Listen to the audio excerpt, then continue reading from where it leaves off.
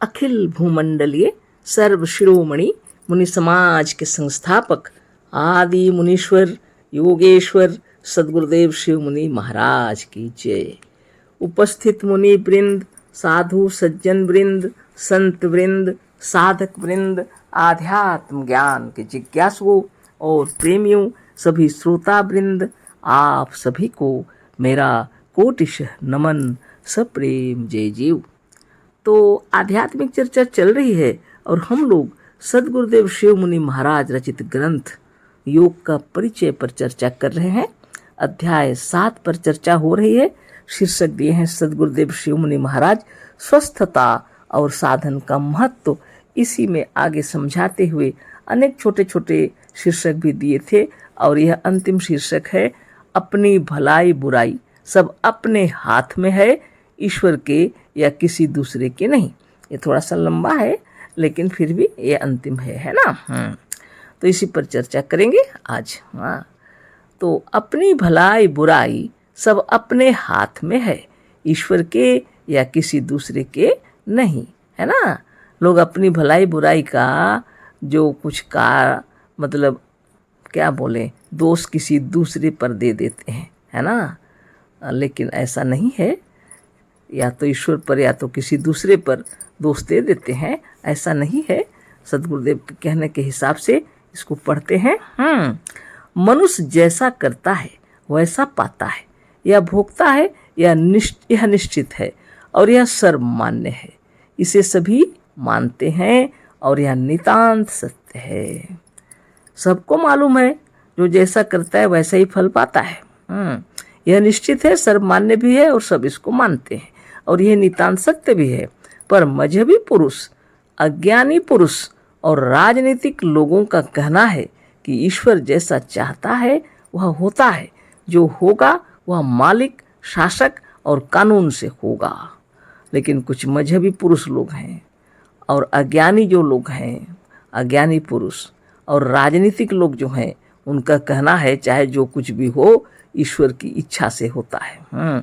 ईश्वर जैसा चाहता है वैसा होता है, जो होगा वह मालिक, शासक और कानून से होगा। हमारे चाहने से नहीं होता है, हमारे कर्मों से कुछ नहीं होता है, सब ईश्वर की इच्छा से होता है, ऐसे लोग कहते हैं। यदि शासक, मालिक और कानून अच्छा रहा और यदि ईश्वर चाहे तब मनुष्य की भलाई हो सकती है, अन्यथा नहीं, ये लोगों का कहना है। यदि शासक जो है शासक अच्छा है, मालिक अच्छा है, कानून अच्छा रहा और यदि ईश्वर चाहे तब मनुष्य की भलाई हो सकती है, अन्यथा नहीं बोलते। इसीलिए मनुष्य अपनी भलाई के लिए ईश्वर से प्रार्थना करने में और शासन, शासक, राजा, कानून तथा उसकी राजनीति के सुधार करने में, उसके सुधारने के लिए आंदोलन करने में समय बिता देता है, जो सर्वथा व्यर्थ है। तो क्या करें अब विद्वान लोग। जब ऐसी बात हो गई तो क्या करते हैं मनुष्य लोग, अपनी भलाई के लिए ईश्वर से प्रार्थना करने में दिन रात लगे रहते हैं और शासन अच्छा हो, शासक अच्छा रहे, राजा और कानून की राजनीति की सुधार करने में लोग लगे रहते हैं, आंदोलन करने लगते हैं, जो कि सर्वथा व्यर्थ है। जब ईश्वर की इच्छा होगी तो अच्छा होगा, नहीं तो बुरा होगा।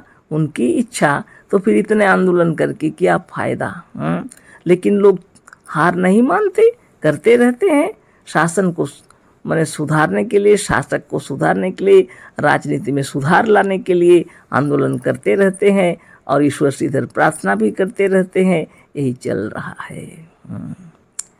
ईश्वर से प्रार्थना करते करते, कानून में सुधार करते करते, राजनीतिक सुधार का आंदोलन करते करते और सुधार के लिए शासकों और शासन में परिवर्तन करते करते युग युगांतर बीतते चले जा रहे हैं।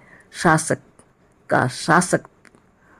पर शासक आए और चले गए तथा अनेक राजनीतिक दल जो कहते थे कि हम शासन की बागडोर हाथ में लेकर सुधार कर देंगे, सबको मुक्त और सुखी बना देंगे, पर कोई कुछ ना कर सका। देखिए, तो सभी को पता है। ईश्वर से प्रार्थना करते करते, कानूनों में सुधार करते करते, राजनीतिक सुधार का आंदोलन करते करते और सुधार के लिए शासकों और शासन में परिवर्तन करते करते युग युगांतर बीतते चले जा रहे हैं। शासक पर शासक आए और चले भी गए, तथा अनेक राजनीतिक दल जो कहते थे कि हम शासन की बागडोर हाथ में लेकर सुधार कर देंगे, सबको मुक्त और सुखी बना देंगे, पर कोई कुछ ना कर सका। कहा जाता है कि ईश्वर किसी की बुराई नहीं चाहता। लोग तो बड़ी बड़ी बातें करते हैं, कहते हैं ना ईश्वर किसी की बुराई नहीं चाहता, ईश्वर पाप नहीं चाहता, ईश्वर बुराई, असत्य और पाप को दूर करने वाला है, और साथ ही वह सर्वशक्तिमान भी है। ईश्वर पूर्ण शक्तिमान है और वह सब जगह वर्तमान है, अतः वही होता है जो वह चाहता है। एक तृण और पत्ता भी उसकी इच्छा बिना नहीं हिलता। तब प्रश्न यह है कि संसार में बुराई, पाप, अत्याचार, असत्य और हिंसा क्यों है? बताइए। सबसे ज्यादा तो दिख रहा है। ये सब क्यों है फिर? जब उसकी इच्छा के बिना एक तृण भी नहीं हिलता, एक पत्ता भी नहीं डोलता, तो यह क्या है? गुरुदेव लिख रहे हैं, संसार में बुराई, पाप, अत्याचार, असत्य, हिंसा क्यों है? यही सब अधिक क्यों है? ऐसा क्यों है? क्या ईश्वर इन्हें दूर नहीं करना चाहता? अथवा ईश्वर इन्हें दूर कर ही नहीं सकता? इन्हें दूर करना उसकी शक्ति से बाहर की बात है। इनमें से कोई बात हो, दो में से कोई होगा ही। ऐसी अवस्था में ईश्वर किसी तरह से सिद्ध नहीं होता।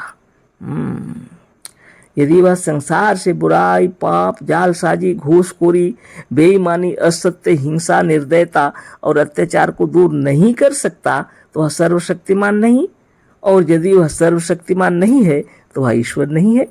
यदि वह इन्हें दूर करने की शक्ति रखते हुए भी, इन सब बातों को जानते हुए भी इन्हें दूर करना नहीं चाहता, तो यह सिद्ध है कि वह भी इसका पक्षपाती है। वह भी इन सब बुराइयों को होने देना चाहता है, वह भी इन्हीं बुराइयों का साथी है।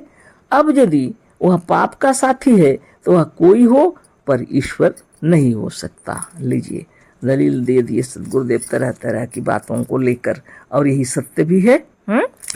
अतः कोई ऐसा ईश्वर है जो हमें दुखों से, कष्टों से, रोगों से, दोषों से, दुर्बलताओं से, अज्ञान से और अनेक प्रकार के बंधनों से मुक्त कर देगा, ऐसा मानना महा अज्ञान है, बहुत बड़ी मूर्खता है।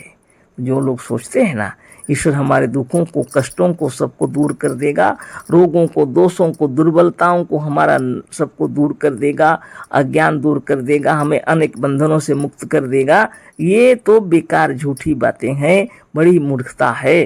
गुरुदेव की बातों को सुन लीजिए, आप भी सोच लीजिए। ऐसा है ही नहीं तो करेगा क्या? यदि ऐसा होता, यदि ऐसा कोई होता तो ईश्वर इन्हें कभी को दूर कर दिए होता। अगर ऐसा ईश्वर कर सकता, यह सब कोई ईश्वर ऐसा होता तो कब का दूर हो जाता सब। इन्हें उत्पन्न ही नहीं होने देता, इन्हें बनाता ही नहीं, इन्हें अपने संसार में आने ही नहीं देता, रहने ही नहीं देता। क्या कोई मनुष्य अपने अपने लड़कों के घर में अपने से सांपों और बिच्छुओं को भी बसने देगा? कभी नहीं। अपने बच्चों की सुरक्षा देखेगा ना, सांप बिच्छू को ला के बच्चों के साथ रख देगा। ऐसा कभी हुआ है ना होगा? कोई साधारण पिता ऐसा नहीं करता। जिसको सब सर्वशक्तिमान कहते हैं, सबका पिता कहते हैं, सृष्टिकर्ता कहते हैं, दया सागर, करुणा निधान कहते हैं, वह संसार में इतना पाप, पीड़ा, तकलीफ, कष्ट क्यों दे रहे फिर? यदि बिना उसके जानते यह सब उसके संसार में बन गए और आ गए तो वह सर्वज्ञ नहीं है। उनके ज्ञान के बाहर की बात हो गई। यदि यह उनके जानते ही नहीं, वो जानते ही नहीं है और ऐसा चीज हो रहा है, तब तो सर्वज्ञ नहीं है। यदि वह सर्वज्ञ नहीं है तो अल्पज्ञ होने के कारण मजे भी ईश्वर कदापि नहीं है। और यदि आप कहेंगे वह सर्वज्ञ नहीं है तो तो अल्पज्ञ होने के कारण मजहब ईश्वर नहीं है, क्योंकि मजहब ईश्वर को तो सर्वज्ञ माना जाता है। ईश्वर केवल अज्ञानी मनुष्यों की कल्पना है और कुछ नहीं। ईश्वर केवल मनुष्यों की, अज्ञानी मनुष्यों की कल्पना है और कुछ नहीं। वह दिखाई नहीं देता, है ना। इतना ही नहीं, वह किसी तरह से सिद्ध भी नहीं होता। जबरदस्ती लोग ईश्वर को खींच तान के रखे हैं, जबरदस्ती कल्पनाओं में भरे हैं और बड़ी बड़ी कल्पना करते हैं। यह सब बेकार है। भलाई या बुराई, पुण्य या पाप जो होता है मनुष्य के अपने किए होता है और वही भोगता है। मनुष्य जो जैसा करता है उसका कर्म उसके साथ है, उसका फल उसके साथ है ना। इसमें दूसरे का दोष दे के क्या फायदा। यदि सबको विवश करके सब कुछ सबके द्वारा ईश्वर कराता होता तो उसके दंड या फल का भागी और भोक्ता भी ईश्वर ही होता, मनुष्य नहीं। यदि ईश्वर ही सब करता है, एक तृण भी उसकी इच्छा से नहीं डोलता, सब वही कराता है, तो पापी क्यों मनुष्य होगा। पापी तो ईश्वर होगा ना। दंड का भागी मनुष्य क्यों होगा। गुरुदेव कह रहे हैं दंड का भागी तो ईश्वर को होना चाहिए, है ना। पर देखा यह जाता है कि मनुष्य ही भोगता है, अतः मनुष्य ही करता है। मनुष्य ही अपने भाग्य का निर्माण करने वाला है, मनुष्य ही अपने भाग्य का विधाता है। मनुष्य अपने को, अपने शरीर को, अपने अंतःकरण को या अपने दिमाग, मन और मस्तिष्क को जैसा चाहे बना सकता है। मनुष्य स्वाधीन और स्वतंत्र है, वह स्वयं करता है। वह कर्म अगर खुद करता है तो कर्म का फल भी खुद भोगता है, और यह सब निर्माण करने वाली तो अंतरात्मा है। बाहर का ईश्वर मजहबी कल्पना है और कुछ भी नहीं, है ना। तो कल फिर चर्चा होगी। अशेष धन्यवाद, कोटिशः नमन, सप्रेम जय जीव। सद्गुरुदेव शिव मुनि महाराज की जय।